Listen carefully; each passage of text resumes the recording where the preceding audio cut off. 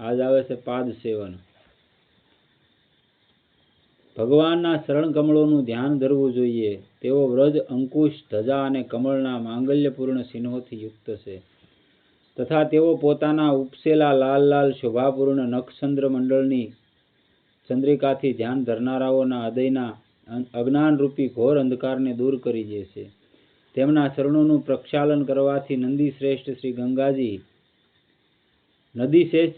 શ્રી ગંગાજી પ્રગટ થયા હતા કે જેમના પવિત્ર જળને મસ્તક પર ધારણ કરવાને કારણે સર્વમંગળ રૂપ શ્રી મહાદેવજી વધુ મંગળમય થઈ ગયા.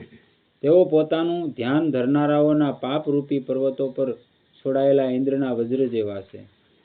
ભગવાનના આ ચરણ કમળોનું દીર્ઘકાળ સુધી ચિંતન કરવું જોઈએ.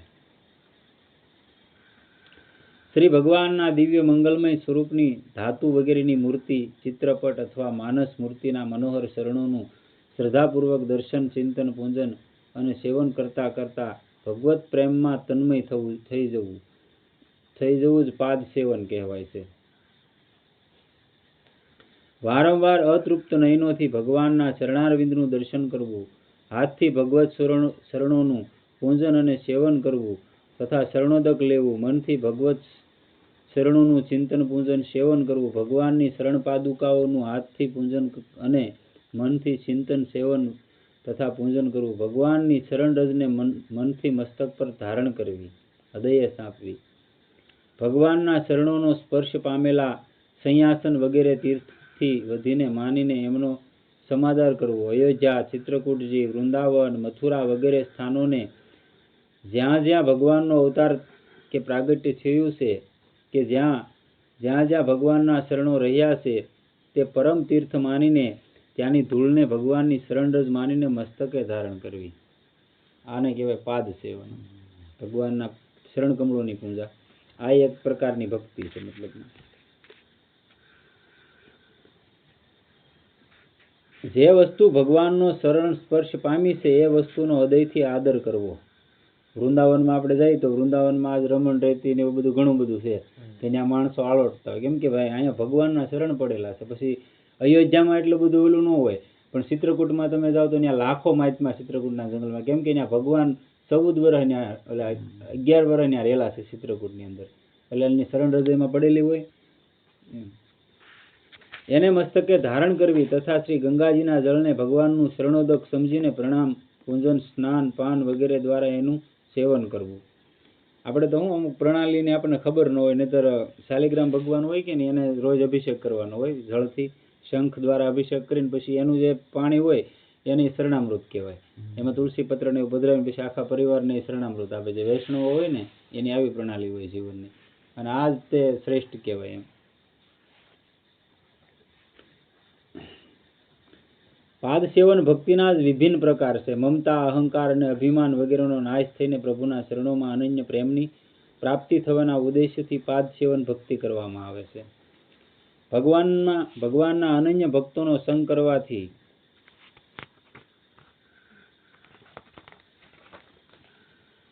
ભગવાનની શરણ સેવાનું તત્વ, રહસ્ય અને પ્રભાવ સાંભળવા મળે છે. એનાથી શ્રદ્ધા જન્મે છે અને ત્યારે આ ભક્તિ પ્રાપ્ત થાય છે. કેવળ આ પાદ સેવન ભક્તિથી પણ મનુષ્યના સઘળા દુરાચાર, દુર્ગુણો, દુઃખ સાવ નષ્ટ થઈ જાય છે અને ભગવાનમાં સહજ રીતે જ અતિશય શ્રદ્ધા અને પ્રેમ જન્મીને એને આત્યંતિક પરમ શાંતિની પ્રાપ્તિ થાય છે. એના માટે કશું પણ દુર્લભ રહેતું નથી.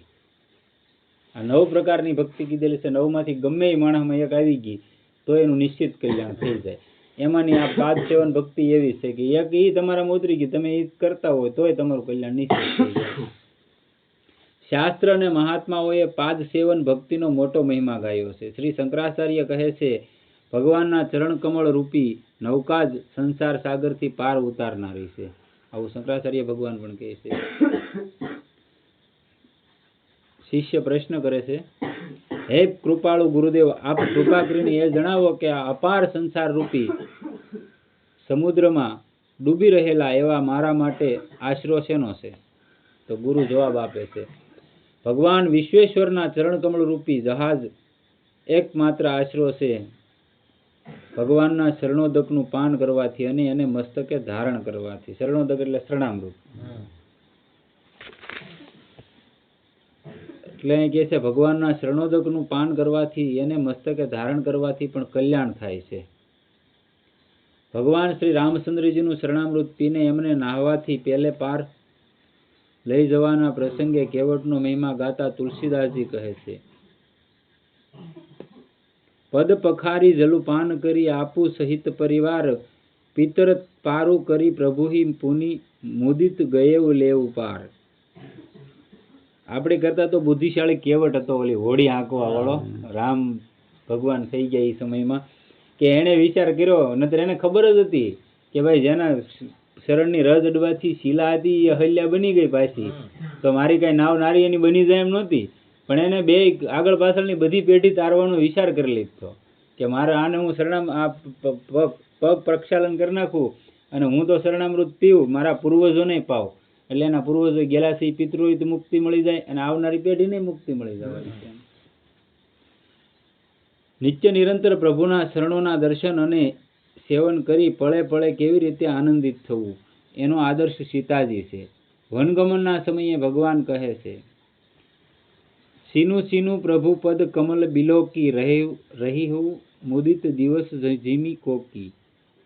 ભગવાન શ્રી રામના ચરણ ચિહ્ન શરણરજ અને શરણ પાદુકાના દર્શન તથા સેવનથી ભરતજીને કેટલો આનંદ મળે છે. એમની કેવી પ્રેમ તન્મય દશા થઈ જાય છે. ભગવાન શિવના શબ્દોમાં સાંભળો. અધ્યાત્મ રામાયણનો શ્લોક લીધેલો છે અહીંયા.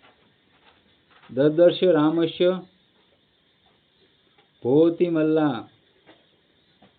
ત્યાં એમણે બધી બાજુએ શ્રી રામચંદ્રના વજ્ર, અંકુશ, કમળ અને ધજા વગેરેના ચિહ્નોથી સુશોભિત તથા પૃથ્વીને માટે અતિ મંગલમય ચરણ ચિહ્ન જોયા.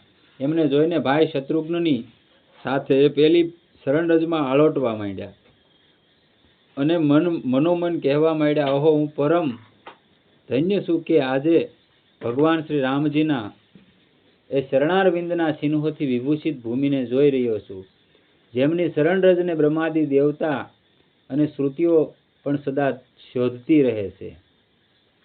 આવું ભરતજી કહે છે કે જેને શરણરજને બ્રહ્માદિ દેવતાઓ શ્રુતિઓ જેને કહેવાય, નેતિ કે એને શ્રુતિ કહેવાય, કે જ્યાં ન્યાયનો પાર નથી આવતો, એ ભગવાનની શરણરજને શોધતી હોય એવું ભરતજી કહે છે. અને હું તો કે બડો ભાગી છું કે મને ભગવાનની શરણરજ અહીંયા જ મળી ગઈ એમ.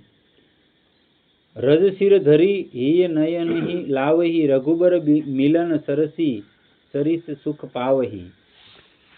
નિત પૂંજત પ્રભુ પાવરી પ્રીતિન હૃદય સમાતી, માંગી માંગી આયુષ્યુ કરત રાજ કાજ બહુ ભાતી. અહિલ્યા ભગવાનની શરણરજ પામીને કૃતાર્થ થઈ જાય છે અને કહે છે, અહો કૃતાર્થસ્મી જગન્નિવાસ તે. અધ્યાત્મ રામાયણનો શ્લોક છે. હે જગન્નિવાસ, આપના ચરણ કમળોમાં સોંટેલા રજકણોનો સ્પર્શ પામીને આજે હું કૃતાર્થ થઈ ગઈ. અહો આપના જે ચરણારવિંદોને બ્રહ્મા, શંકર વગેરે સદા શીત પરોવીને શોધતા રહે છે, આજે હું એમનો જ સ્પર્શ કરી રહી છું. ભગવાનના ચરણોનો આશ્રય લેવાથી મનુષ્યના સઘળા દોષો નાશ થઈ જાય છે, જેની સઘળી વિપત્તિઓ ટળી જાય છે અને ગાયના પગલા જેવા સંસાર સાગરને તરી જાય છે. સંસાર સાગરને સંતો એને શું કીધું, ગાયના પગલાની ખરીનો જે ખરી હોય ને એવડો મોટો કીધો, એનો કવડો ખાડો હોય, સંતો એને એવડો કીધો. આપણને કવડો મોટો લાગે, આપણે દેખાતું જ નથી આનો આરો આવશે ને તરી જવું એમ દેખાય. શ્રીમદ ભાગવતજીમાં કહે છે, મનુષ્ય જ્યાં સુધી આપના અભયપદ શરણ કમળોનો આશ્રય નથી લેતો ત્યાં સુધી જ તેને ધન, ઘર અને બાંધવોને કારણે મળનાર ભય, શોક, લાલસા, દીનતા, અતિલોભ વગેરે સતાવે છે. ત્યાં સુધી જ તમને પરિવાર, ઘર, ધન, કુટુંબીજનો આ બધાના કારણે મળનાર ભય લાગે, બાકી ન લાગે. એમ પરમાત્માનો આશરો લઈ લીધો તમે દુનિયામાં કોઈથી ન બીવો, એમ કહેવાનો મતલબ એ થાય એનો.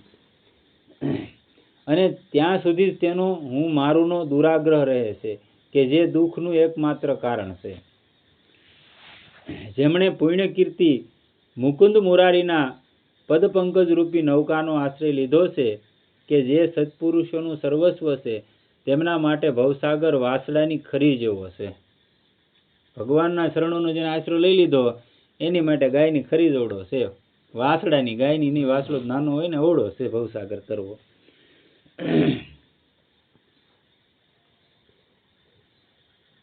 તેમણે પરમબંધની પ્રાપ્તિ થઈ જાય છે અને તેમના માટે વિપત્તિઓનું ઘર એવો આ સંસાર રહેતો નથી, છૂટી જાય છે એમાંથી. હે કમળ નયન, કમળ જેવા કોમળ કરુણામય નેત્રોવાળા પ્રભુ, થોડા ભાગ્યશાળી લોકો જ આપના સમસ્ત પદાર્થો અને પ્રાણીઓના આશ્રય સ્વરૂપ વિગ્રહમાં પૂરી એકાગ્રતાથી પોતાનું શીત પુરોવીને અને આપણા શરણ કમળ રૂપી નૌકાનો આશ્રય લઈને આ સંસાર સાગરને વાસડાની ખરી જેવડું બનાવીને પાર કરી જાય છે. કેમ ન કરે? અત્યાર સુધીના સંતો સહજ રીતે આ જ નૌકાથી સંસાર સાગરને તરી ગયા છે. અત્યાર સુધીમાં જેટલા છે બધા આ નવધા ભક્તિમાંથી એકાદી ભક્તિ કરીને જ તર્યા છે. આમાં એકાદી તેને અપનાવી હોય ને અપનાવી જ હોય તો જ તરીએ કે નહીં તરી ન કે બીજો રસ્તો જ નથી. ભગવાનની શરણરજને શરણે થયેલા પ્રેમી ભક્તો તો સ્વર્ગ વગેરેની તો વાત જ સી, મોક્ષ સુદ્ધાનો તિરસ્કાર કરી શરણરજના સેવનમાં સંલગ્ન રહેવા માંગે છે. નાગ પત્નીઓ કહે છે, શ્રીમદ ભાગવતમાં નાગ પત્નીઓનો સંવાદ બતાવે છે. પ્રભુ જે આપની શરણરજનું શરણ લઈ લે છે તે ભક્તો સ્વર્ગનું રાજ્ય અથવા પૃથ્વીનો ભોગ ઈચ્છતા નથી. એનું પ્રમાણ અહીંયા વૃંદાવનમાં હિત પ્રેમાનંદજી એની 2 કિડની ફેલ છે, 18 વર્ષ જીવે છે. એના લલાટે કાયમ માટે વૃંદાવનની રજ હોય, તિલક રજનું પેલું કરે પછી તો ઓલું તો પીળું તિલક તો કરે. અને એ ખુદ એને અમુક એવા માણસો હોય ને, ભક્તો તો હોય, લાખો માણસો ત્યાં આવે તો એને એમ કીધું કે અમારી કિડની એમ તમને આપી તેમ બદલી નાખો. એને કેવો જવાબ આપ્યો સાંભળજો. એ કે કદાચ તમે તમારી કિડની મને આપો અને મને ફીટે કરી દીધી, એ ખરાબ થઈ ગઈ તો એ કે એટલે એ કે જે છે એ બરોબર છે અને મારી એક કિડની રાધા છે ને એક કિડની કૃષ્ણ છે એટલે કે એવું ક્યારે કાઢવું નહીં. અને તમે કીધું તમારો ભાવ છે કે નાના બરોબર છે. આ એનો ભાવ. એને ડોક્ટર કેનારો ડોક્ટર મરી ગયો, એને એમ કીધું તમે 2 થી 3 વર્ષ જીવશો, આમાં 18 વર્ષથી જીવે. અને હજી કેટલું હાલે નક્કી નહીં. એટલે આ ભજનનો પ્રભાવ છે.